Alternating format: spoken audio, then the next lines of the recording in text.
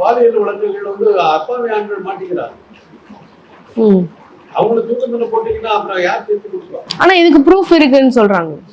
அதான் நான் சொல்றேன், இந்த கேஸை விட்டுருங்க. ஓகே, பல நிகழ்ச்சிகள் இருக்குது, பல அப்பாவி ஆண்கள் மாட்டிட்டு முடிச்சுக்கிட்டு இருக்காங்க. அந்த வருஷத்துல அந்த இடத்துல நின்றுட்டு இருக்க ஒரு ஆண் வந்து மாட்டிக்க முடியாது. நான் கூட மாட்டிட்டேன். கூட ஒர்க் பண்ற பெண்கள் மேல கம்ப்ளைண்ட் பண்ணியிருக்கேன்.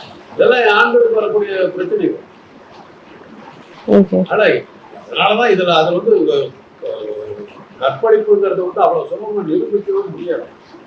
இதுல இவனுக்கு வந்து மாட்டினானுங்க. டிவியெல்லாம் வீடியோ தான் இவங்களுக்கு மாட்டிட்டாங்க. எடுக்காம இருந்தாக்க இந்த விஷயம் வெளியே வந்திருக்கு. அவங்க போயிருக்கலாம். உதாரணத்துக்கு சொன்ன ஒரு பாஜக பிரமுகர் ஒருத்தர் மாட்டினார். அவங்க கட்சிக்காரர் வெளியிட்டார் அந்த வீடியோ. அந்த பெண்ணோட அவர் இருக்கிறது அவர் பண்ற எல்லாமே உலகம் பூரா பாப்புலர் ஆயிடுச்சு. அந்த பெண்களை யாருமே வந்து கேஸ் கொடுக்கலையே. அப்ப அந்த பெண்கள் வந்து புகார் கொடுத்தா தானே அந்த வழக்கு. அவங்க யாருமே அதை வந்து இது பண்ண நாங்க அப்படித்தான் போவோம் அப்படின்னு